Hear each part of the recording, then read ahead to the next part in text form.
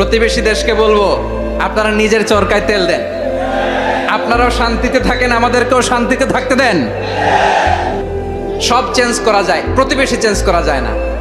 আমাদের ল্যান্ড তাদের ল্যান্ড পাশাপাশি, আমরা চাই তারাও সুখে থাক, আমরাও সুখে থাকি, ঠিক কিনা? কিন্তু প্রতিবেশী হলে বন্ধুত্বপূর্ণ আচরণ করতে হয়। প্রতিবেশী যদি বন্ধু না হয়ে প্রভু হতে চায়, এরকম দানব প্রতিবেশী কেউ চায় না। ভারত যদি বন্ধুত্ব উপহার দেয়, আমরাও বন্ধুত্ব দিব, কি বলেন? তারা যদি বন্ধু সুলভ আচরণ করে, আমরাও বন্ধুত্ব উপহার দেব। কারণ আমাদের পররাষ্ট্র নীতি হচ্ছে সবার সাথে বন্ধুত্ব, কারোর সাথে বৈরিতা নয়। আলহামদুলিল্লাহ বলেন, কত চমৎকার পলিসি আমাদের।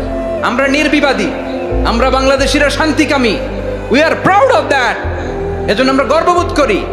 আমাদের পররাষ্ট্র নীতি সবার সাথে বন্ধুত্ব, কারোর সাথে শত্রুতা নয়। তাই প্রতিবেশী দেশকে বলবো, আমার ভাইয়েরা, আপনারাও আমাদের ভাই, বন্ধুত্ব দিলে বন্ধুত্ব পাবেন।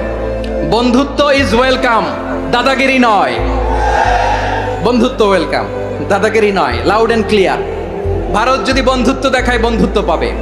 কিন্তু ভারত যদি বাংলাদেশে আধিপত্যবাদ বিস্তার করতে চায়, বাংলাদেশের 18 কোটি জনগণ সেটা রুখে দেবে। ভারত যদি গৌর গোবিন্দের ভূমিকায় নামতে চায়, দেশের 18 কোটি মুসলমান শাহজালালের ভূমিকায় নামবে।